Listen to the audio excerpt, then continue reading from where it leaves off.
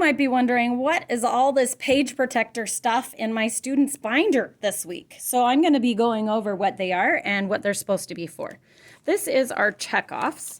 So we did this so that on the days when your student is not at school, it would be easier for you to remember what we would love you to do with them.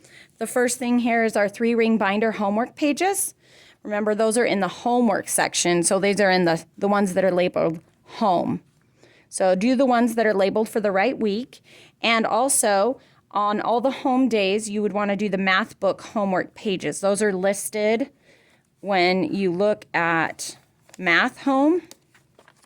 And they should be a paper that tells you exactly which pages you're doing at home. The H stands for home. So that's math book homework pages.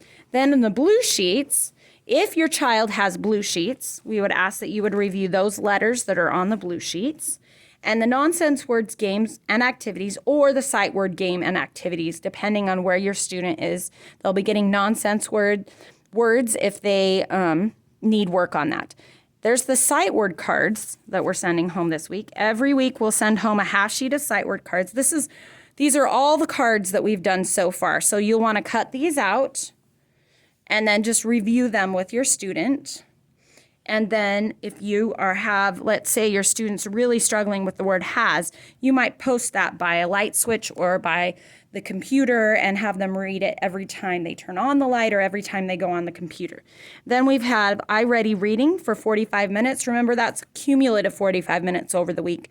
And iReady math for 45 minutes. These are once a week. You'll turn this in when you're all done with it to back to school.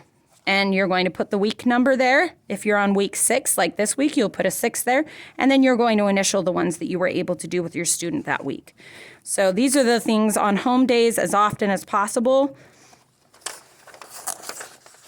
And that's the explanation there. So when you're done with it, you put it there. And then there's another one for the next week. So we'll keep that stocked. Every week, please turn that in. I just went over the sight words, what you need to do with them, cut them out. Review them with your student, especially the ones they're struggling with. And then I'll do another YouTube on the blue sheets if your child has that. If your child does not have blue sheets, that's okay. That means they've passed off their letter names and sounds. So great job for them. If they do have blue sheets, it just means they need a little more practice with their letter names and sounds. So thank you for listening to this about what's new this week.